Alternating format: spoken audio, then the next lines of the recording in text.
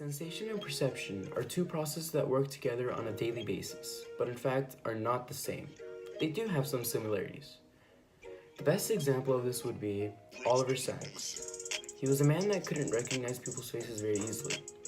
As a matter of fact, he couldn't even recognize his own when he looked into the mirror. He has a disorder known as prosopagnosia, a disorder that impairs your ability to recognize a face. His sensation process worked just fine. His problem was his perception of those faces. Like I stated before, sensation and perception work together on a daily basis. One process gets the information, which is sensation, and another goes deeper into it and finds the meaning behind it, which is perception. Sensation is the bottom-up process by which our senses receive and relay outside stimuli.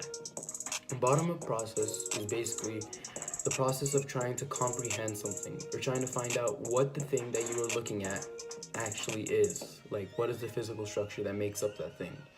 By looking at its physical features, the angles, curves, lines, etc. Anything that can show the physical structure of something. In the example I stated before, it would be the face that Sacks is trying to recognize. Perception is the top-down way our brain organizes and interprets information. Top-down process, meaning the process of interpreting what you see from your senses. Basically, top-down processing is giving what you see meaning, like the faces I mentioned before, to a person and/or identity. Selective attention is the focusing of conscious awareness on a particular stimulus. By an estimate, all of your five senses take in about 11 million bits of information in a matter of only 1 second, but of these, you can only consciously process about 40. For example, whenever you read a book, you never realize that your nose is in the way since you're blocking it out with your mind. And right now, if you watching this video, you don't realize that your feet are pressing against the bottom of your shoes. As I am saying this, you may go to check if these are true. Your attention might have changed. You are giving your devoted attention towards something, and when you do so, you may not be able to do this for other things at the same time. Another example of selective attention, known as the cocktail party effect, is your ability to only hear and comprehend one voice over many. For example, in a room full of many who are constantly talking to one another, you may still talk to one person and block out the other conversations. This can also apply to listening music. You can't give your full attention towards somebody and listen to them while also listening to music from an earbud from another ear. Your brain blocks out one, and therefore selective attention goes into place. Okay, so there was a series of experiments conducted to test the stimuli in our brain. One was called intentional blindness. It was tested 2 times in the year of 1979 and 1983. This was conducted by Eric Neiser, Robert Becklin, and Daniel Carvone. So the intentional blindness experiment was basically have the volunteers press a key every time they saw a black-shirted player toss the ball. But they were superimposed with white players, so they had to focus very hard on it. And so when they did that, they didn't notice that in the middle of the video that they were watching, a girl with an umbrella, a young girl, was sauntering across the screen, and so when they rewatched the video, they were very shocked, and the reason this happened was because all their focus was on the players. They didn't notice any of their surroundings because we can only give so much attention from our brain at a time, because if it's called divided attention for a reason, because your attention is divided, it's less accurate. You won't be able to notice as much. And there was another type of blindness where people didn't seem to notice change. Like, for example, they conducted an experiment where there was a man asking for directions, and then these 2 workers passed by with a painting through them. The guy was completely replaced, and the man he was asking for the directions from didn't notice at all. This was called change blindness. Change blindness, because he didn't fully pay attention, you could say. And let's see, there was another experiment also by a Swedish research team, Peter Johansson and his colleagues. So they gave a photo to two volunteers and let them look at the 2 photos for 2 to 5 seconds. So they asked which one photo was the most attractive, and a research team member switched the photos out.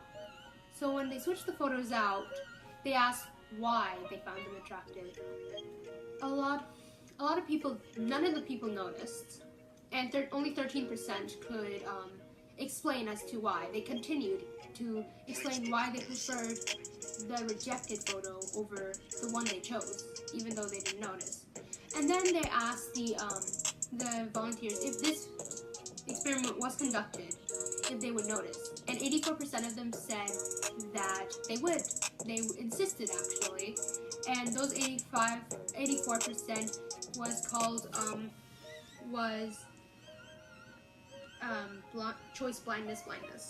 Now, there was also one more experiment that was conducted. It determined our absolute threshold.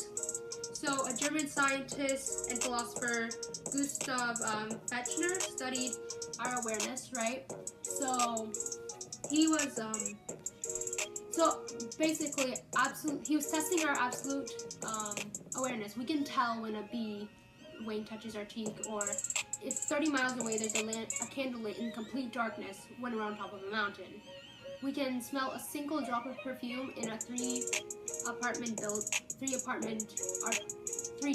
room apartment, and yeah, so we can smell. We have so basically, the definition of these of absolute threshold is the minimum stimulation necessary to detect a particular light, sounds, pressure, taste, or 50 or order.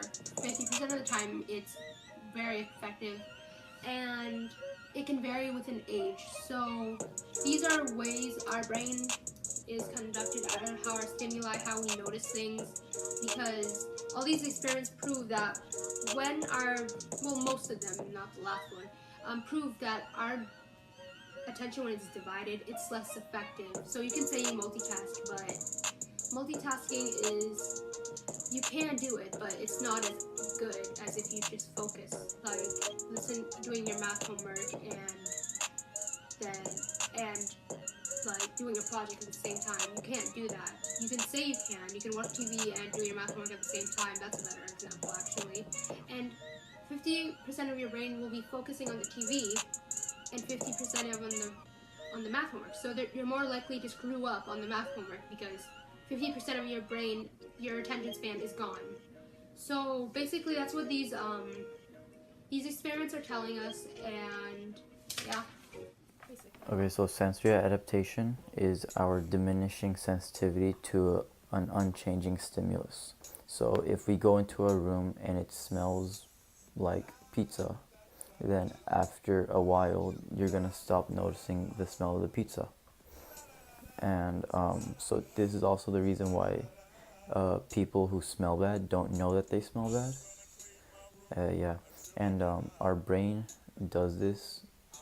It like blocks out the unimportant stuff and it focuses on the important stuff, so we can focus on important stuff. And then TV, like directors people, they do this when they're making movies and shows, to direct people's attention to certain difference threshold is the minimum difference a person can detect between any two stimuli. So for example, if you're holding a 10-pound object and someone puts another 1-pound object on it, then you're obviously gonna feel a difference. But if you're holding a 100-pound object and they add a 1-pound object on it, then you're not gonna feel a difference, or if you do, you'll like barely feel it. So, and then before, people thought that it was based on amount, and then Ernst Weber came up with Weber's law, basically stating that it's not about how much, it's about proportion. So to detect the difference between light, there would need to be an 8% difference. To detect the difference between weight, it would need to be a 2% difference. And for sound frequency, it would need to be a 0.3 difference, or a 0.3% difference. So if you're holding a 50-pound object, or if you're holding a 100-pound object, then for you to feel a difference, someone would need to add 2 pounds onto it. So, psychophysics. That's the study of the correlation between the physical characteristics of stimuli and our psychological experience of them. Over time, we've learned about thresholds, such as absolute thresholds, which is the minimum stimulation needed to detect a particular stimulus about 50% of the time, and difference thresholds, which my boy Jakob will talk about later. An absolute threshold is essentially how faint a stimuli can be while still being able to be noticed half the time. The signal detection theory states how and when we detect the presence of a faint stimulus amid background stimulation. It states that detection of stimuli depends on a person's experiences, expectations, motivation, and alertness.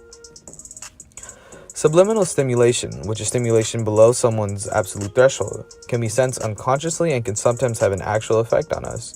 To experiment this correlation, a study in 1992 subliminally flashed positive or negative images before showing participants pictures of people. The participants believed that the people looked nicer if their image was followed by subliminal positive images rather than negative images. Economically, subliminal stimulation has been used to prime people, which means unconsciously activating certain associations to direct a person's response. For example, marketing firms will try to make a thirst-quenching beverages ad seem more appealing by subliminally placing the word thirst in the ad. Although in the end, these marketing ploys were not found to be very effective.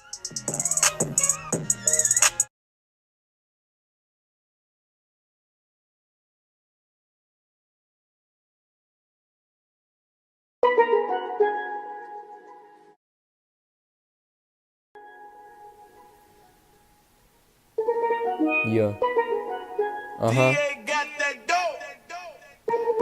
Sensation is how we collect that information. Y'all already know I'm the best rapper in the nation. Perception is how we transform that information. Eminem and I know you see that correlation. Sensation can work through touch, smell, and taste. I see you rapping a big pile of waste. Perception ends up in the brain, spitting straight fire. You can call me Lil Wayne. Sensation, perception, yeah, they're closely related, but they're so different, so don't be mistaken. Bottom-up processing is a part of sensation. It refers to the processing sensory information. Top-down processing, a part of perception. Process is driven by cognition. I'm done for now, passing it to Abraham. Make sure to follow me on my Instagram. What? Guns, it started.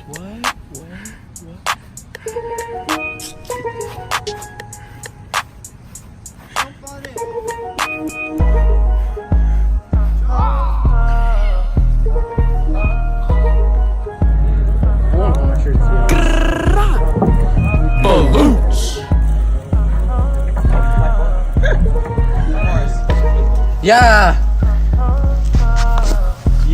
Selective attention, directing and limiting our perceptions. But what does that mean? Concentrate on one, not the others. We process 11 million bits of info every second. Brains process my $11 million every day. Brain only cares about 40 bits. I only give him a go, $40. Balooch! Out of every voice, I heard that.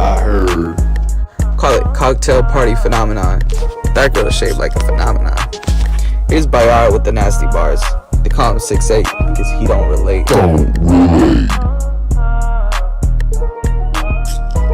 Yeah.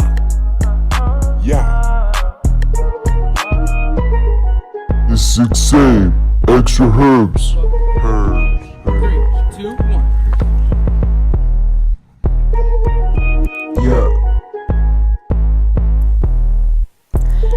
Alright, 6'8" here.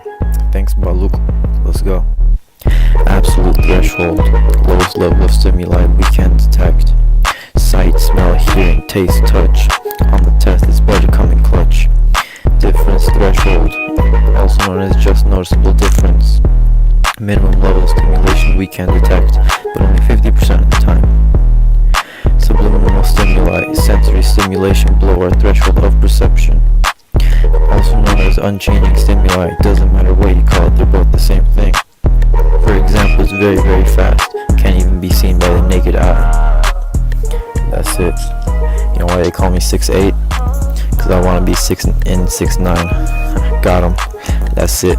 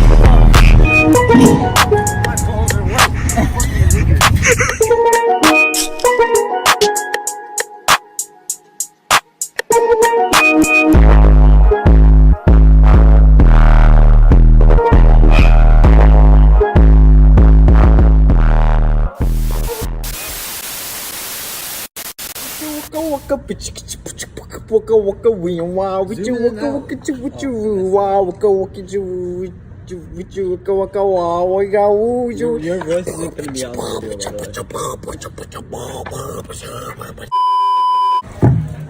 Fucking my phone. What are you doing? Oh, Mom! This is for my YouTube channel! Stop! I'm trying to show him. I'm playing Minecraft.